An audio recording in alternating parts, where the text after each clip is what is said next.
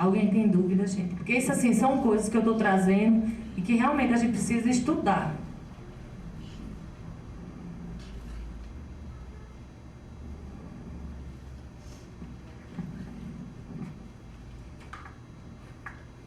Aí eu vou falar um pouquinho. Baixo registro. Ele tem um limiar alto e um comportamento passivo. São crianças que não demonstram interesse por atividade de movimento, são mais quietas, têm dificuldade de explorar o ambiente, são entediadas ou desinteressadas. Pouca sensibilidade à dor e não percebe quando estão sujas. São crianças que às vezes estão sujas, que às vezes a gente chama pelo nome, ela não escuta, se tiver algum barulho, alguma coisa. Então é uma criança que a gente tem que ver que tem alto limiar, certo? Então se ela tem alto limiar, ela é uma criança que geralmente está habituada, faz habituação. Então a gente tem que ter aquele quadro na cabeça, tá? Então ela apresenta muita dificuldade, é o que a gente chama de pobre registro, baixo registro.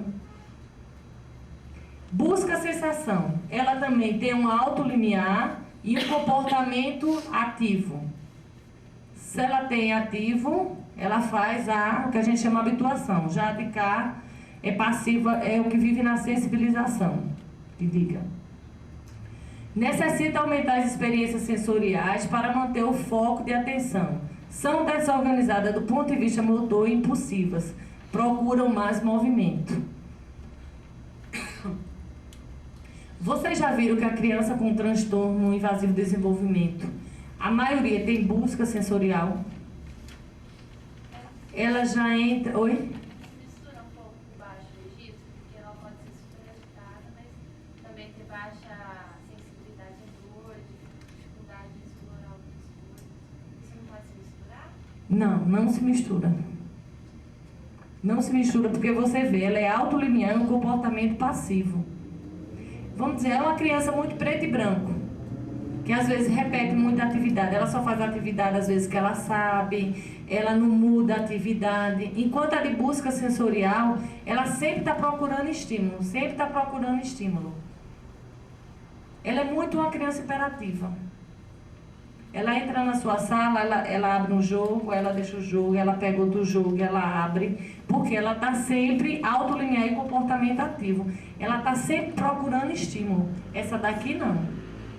Essa daqui está se sensibilizando e a outra já está habituada.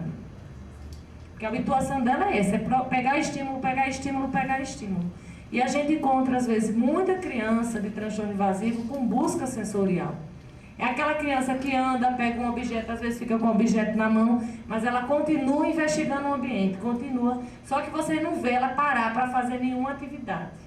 Eu vou mostrar uma criança dessa aqui, que é meu paciente, e que ela fica nessa busca sensorial. Ela pega um objeto e depois ela fica andando pela sala, só procurando atividade. E isso é porque ela já diminuiu, porque antes ela não parava nem um minuto dentro da sala.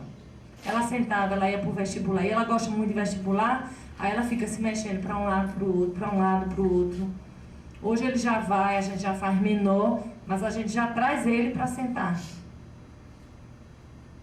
Então a gente tem que diferenciar esse pobre registro.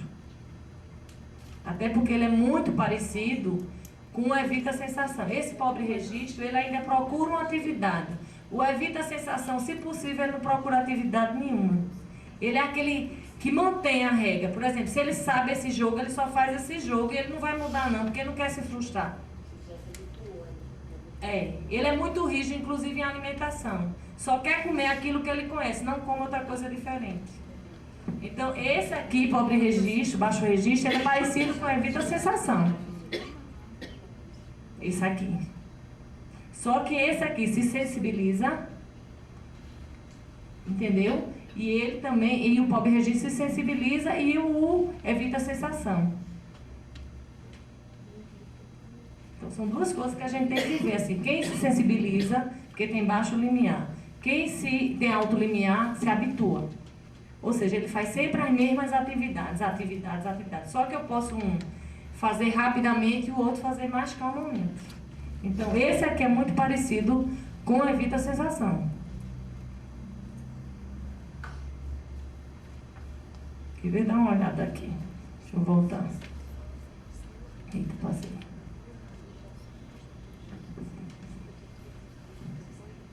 Veja aí, ó. Quem é passivo? Tem sensibilidade sensorial, sensibilização e a hiporreação. Só que sensibilidade sensorial ele é sensibilização e o outro é habituação. Mas ele é passivo. Aí quando eu vou para o ativo, ou seja, o hipo, ele é muito parecido com a evita-sensação. Tá vendo ali a seta? Enquanto que o busca é muito parecido com sensibilidade sensorial. Só que um é ativo, o outro é passivo. Então esse quadro aqui a gente tem que ter na cabeça. Porque eu tenho que saber quem habitua, quem se sensibiliza, e quem é passivo e quem é ativo. Aí eu sei exatamente como é que eu vou trabalhar com ele na sessão, as orientações da escola, a dieta sensorial para casa. E a gente tem muito de transtorno invasivo em busca sensorial. Eles chegam com muita busca sensorial. Isso eu vou mostrar depois para vocês. Tá dando para entender, gente? É porque é uma coisa assim, como é uma abordagem, uma teoria, a gente tem que estar raciocinando desse jeito. Para a gente saber, quando o menino chega, a gente mais ou menos já sabe onde é que ele está. Quando a gente vai avaliar, a gente mais ou menos vê quais são os sentidos que não modularam ainda. Por isso que ele apresenta dificuldade. Isso está tudo gravado, viu, gente? Aí a gente tem o que tem a sensibilidade sensorial. Baixo limiar neurológico e comportamento passivo. Dificuldade em manter o foco de atenção em uma determinada atividade com outros estímulos relevantes do ambiente. Esse é muito de discriminação sensorial, gente. É aquele que tem dificuldade. Se você disser assim, cadê a moeda da bolsa? Coloca o botão na casa, ele não sabe como é que ele vai colocar o botão na casa. É orientação temporal e espacial, é muito percepção visual. Já o de evita a sensação, tá? É baixo limiar neurológico e comportamento ativo. Tem rotinas rígidas, não apreciam experiências novas e tem sinais de rebeldia como forma de tentar controlar os estímulos por elas recebidos. Dificuldade alimentar, náuseas e vômitos. Então isso chega muito na fome, o evita a sensação. Uma criança que se autoagride, então ela evita a sensação. Ela fica irritada. Fica irritada, tem criança que bate a cabeça, se joga para trás. Ela não aceita que você diga não. Frustração ela não suporta. Frustração nenhuma. E sempre ela quer fazer a mesma coisa. Ela quer vestir a mesma roupa, ela quer comer a mesma comida, porque ela só faz aquilo que ela conhece. Ela não faz diferente. Porque se ela fizer diferente, ela está saindo para outro patamar. Então a gente justamente trabalha, que é até o que as mães dizem. Ele está tão impossível, está tão imperativo, eu disse que é, porque a gente tira do evita a sensação para ser imperativo e a gente organizar. Porque se ele não sair daquela rotina de repetir a mesma coisa, você não consegue trabalhar com ele. É como se a gente puxasse ele de um lado para ser mais imperativo para a gente chegar no limiar que a gente quer. Porque por ele só faz. Inclusive tem criança que faz assim. Eu tenho uma criança que ela diz assim, cadê aquele jogo que eu joguei a semana passada? Eu disse, eita, aquele jogo não está mais aqui. Mas está guardado. Eita, cadê? Ela sempre quer repetir a mesma atividade. Ela não quer mudar a atividade. Porque ela não suporta a frustração. O comportamento dela para a frustração é muito pequeno. É uma criança que é rígida. Inclusive a gente pensa até que tem toque. Ou evita a sensação. É aquele que parece uma criança de toque. Só quer fazer a mesma coisa, não quer mudar. Aí a gente puxa para trabalhar para a hiperatividade, para trazer ele para um comportamento mais adequado. Está tão impossível o menino em casa, mas era isso que a gente queria, que ele ficasse mais impossível para a gente trazer para onde a gente quer. Esse é o paciente mais difícil, viu, gente? E é o que mais a gente tem nas escolas. E como ele é quieto, ele não incomoda ninguém na escola, então, para que você vai mexer com quem está quietinho? Mas é a criança mais difícil de se trabalhar. Integração sensorial. E é justamente o que chega com mais rejeição alimentar. Para dizer a verdade, às vezes ele nem come na escola.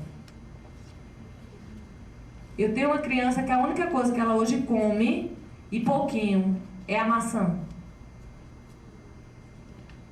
É a única coisa. E por quê? Porque é mais seca. E assim, com a casca. Não tira a casca da maçã não, porque se tirar a casca da maçã, ela não come.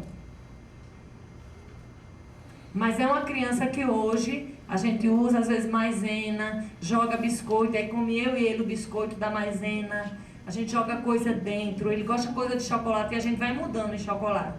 Que ele já chegou uns dias a colocar, não diga à minha avó que eu como esse biscoito, senão ela quer ir lá no Hiperbom Preço comprar. Como é difícil para ele. Semana passada não, semana passada ele pediu o biscoito e eu mostrei à avó. E ele já começou a fazer a coisa da alimentação, porque também a fono começou a trabalhar muito como se fosse alguma coisa de sensibilização da boca. Porque ela ia dando alimentação e não ia conseguindo trabalhar com ele. Então a gente trabalha muito em conjunto. Às vezes a gente conversa o que é que a gente vai trabalhar. É uma pena a gente não poder trabalhar junto, né? Que a gente vê como modifica o trabalho.